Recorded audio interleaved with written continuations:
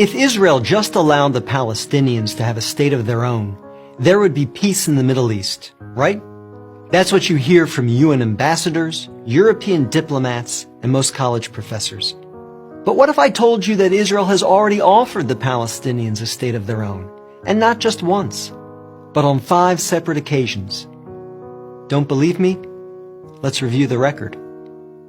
After the breakup of the Ottoman Empire following World War I, Britain took control of most of the Middle East, including the area that constitutes modern Israel.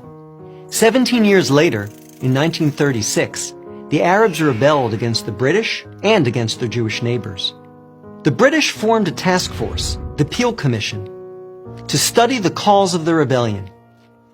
The commission concluded that the reason for the violence was that 2 peoples, Jews and Arabs, wanted to govern the same land.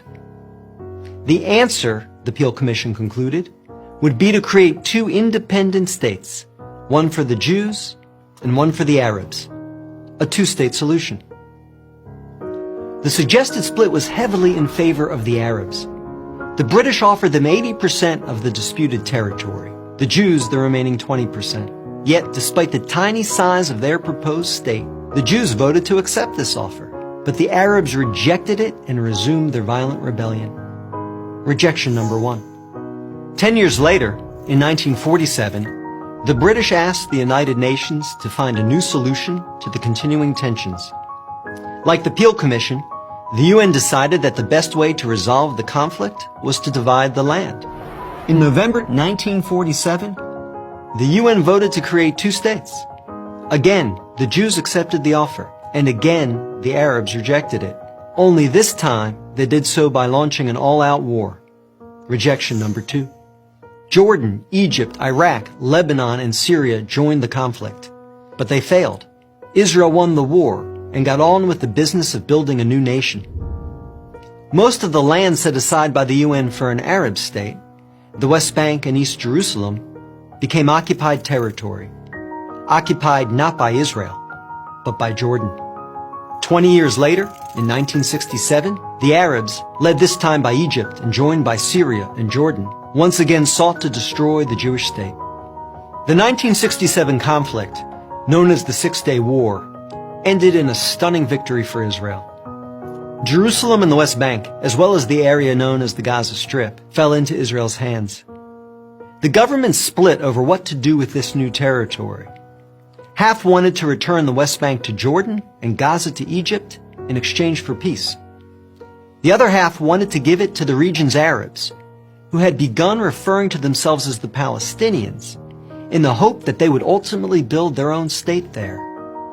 Neither initiative got very far. A few months later, the Arab League met in Sudan and issued its infamous 3 no's.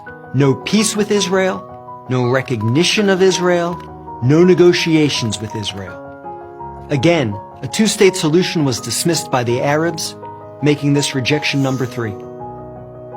In 2000, Israeli Prime Minister Ehud Barak met at Camp David with Palestinian Liberation Organization Chairman Yasser Arafat to conclude a new 2-state plan.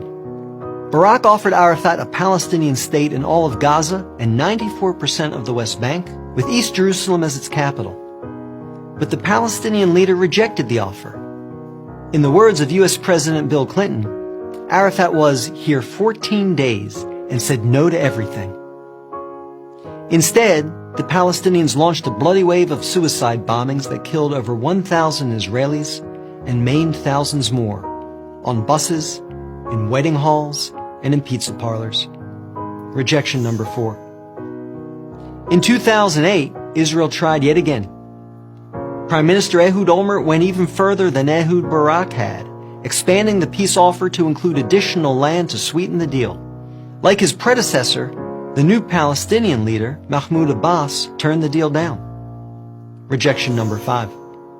In between these last 2 Israeli offers, Israel unilaterally left Gaza, giving the Palestinians complete control there. Instead of developing this territory for the good of its citizens, the Palestinians turned Gaza into a terrorist base from which they have fired thousands of rockets into Israel. Each time Israel has agreed to a Palestinian state, the Palestinians have rejected the offer, often violently. So if you're interested in peace in the Middle East, maybe the answer is not to pressure Israel to make yet another offer of a state to the Palestinians. Maybe the answer is to pressure the Palestinians to finally accept the existence of a Jewish state.